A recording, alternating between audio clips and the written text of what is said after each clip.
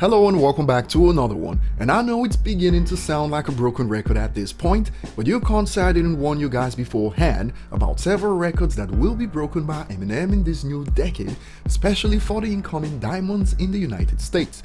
I'll be breaking things down from the facts of the situation, how fans have reacted to this, and why it is important, so stick around. And as always, if you're new here, hit the subscribe button, turn on notifications, and find me on social media at ETLifestyle_web.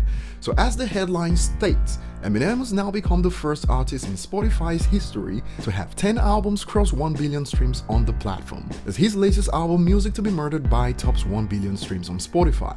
And at the latter part of the video, I'll be explaining the significance of this.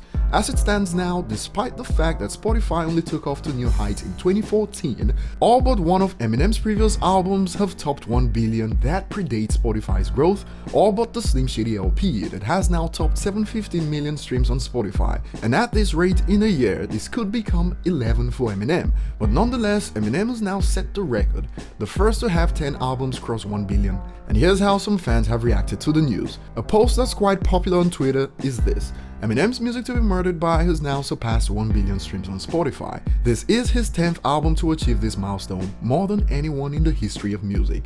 And bear in mind that Eminem is just extending his record, as he already held the record for most albums with over a billion streams, prior to La Décima.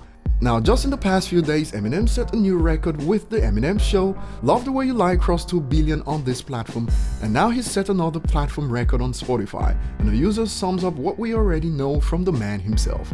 I sound like a broken record every time I break a record, and this has gotten his detractors so pressed that they say fits like this don't mean anything until another rapper does something similar, then it means something.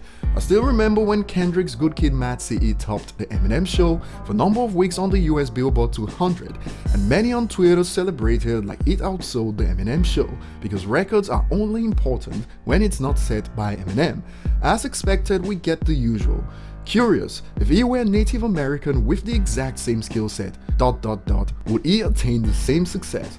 So we're just gonna act like Michael Jackson didn't sell over 300 million albums, Whitney Houston over 150 million, or Bob Marley over 137 million to push what ifs and maybes. And although the fact that he looked like the majority helped when Dr. Dre signed him, you don't stay up for over 20 years riding on a fad. And another user comes to the rescue after a user quoted White America lyrics.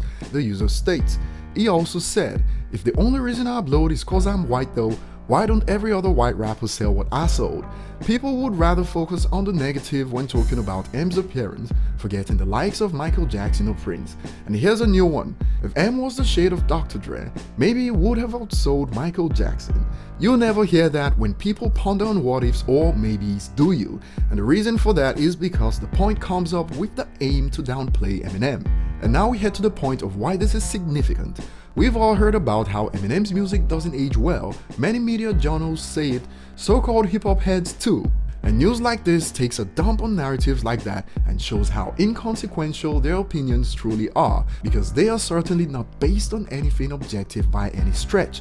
Many albums from artists with over 10 albums in their catalog have hit #1 before streaming platforms took over, but yet Eminem is the first to hit the milestone of 10 albums crossing 1 billion. And what does that tell you? That objectively speaking, new fans seek out his older music so it stays evergreen. And just so you know, music that aged badly doesn't transcend generations. They are left in the past. So what sorcery is this? Those that are praised who have more than 10 albums are yet to reach Eminem's level across all genres of music, and here's a user's take on this. People like to say Eminem's music hasn't aged well, but just now he crossed another milestone in his phenomenal career. 10 albums with over 1 billion streams, more than any other artist, period. That's what happens when you make music people love that transcends generations. So I think we've finally put to bed and buried the narrative for good that his music aged badly. Opinions may differ, but this has objectively put the narrative to rest and proves that Eminem's music has aged better than any other rapper from his era. These are non-negotiable facts, and I'd love to know your thoughts on this. Share it with us below, like and subscribe if you haven't, and see you on the next one.